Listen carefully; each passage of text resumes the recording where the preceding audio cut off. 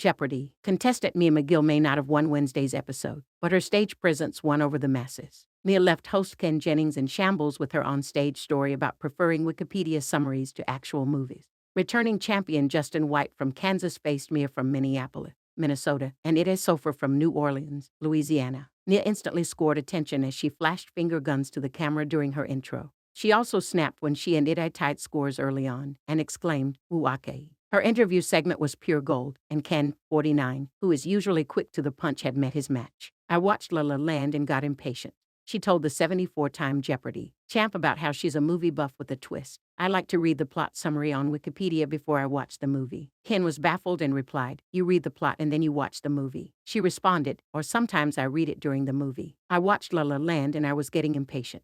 So I just read it." I was like, "Yeah, could have saved myself a few hours." Ken then asked, "Is that your reason, a short attention span?" To which she said, "Yes, absolutely." Ken offered his take, which is that you should watch the movie before reading the book, but she stood firm on her strategy. Or you can do neither and just read the Wikipedia plot summary. I just skip entire movies. Ken just lost it laughing and buckled over. He exclaimed, "Think of all the time you save. More time to study for Jeopardy." She concluded, "She's bringing the fun." Twitter fans were immediately smitten as one person wrote, "Oh my God, Mia on Jeopardy! Tonight is so fun and relatable. Mia might be the most absurd person in the history of #Jeopardy," wrote another. After Mia snapping and hitting Ittai with an "okay, I'm officially her biggest fan," wrote a third. "I'm obsessed with Mia Jeopardy, where you at Queen," wrote a fourth. "Mia on Jeopardy! I'm obsessed with you and would like to be your bestie," wrote a fifth.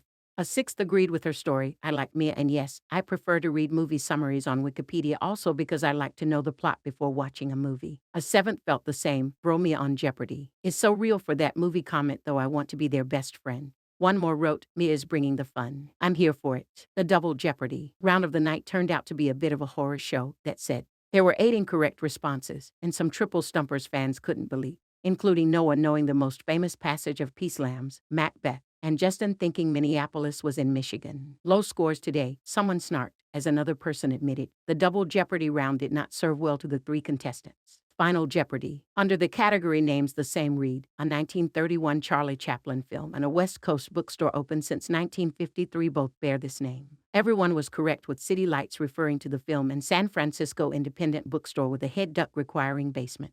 It added $5,801 to win with $12,401, slightly edging out me by just $201.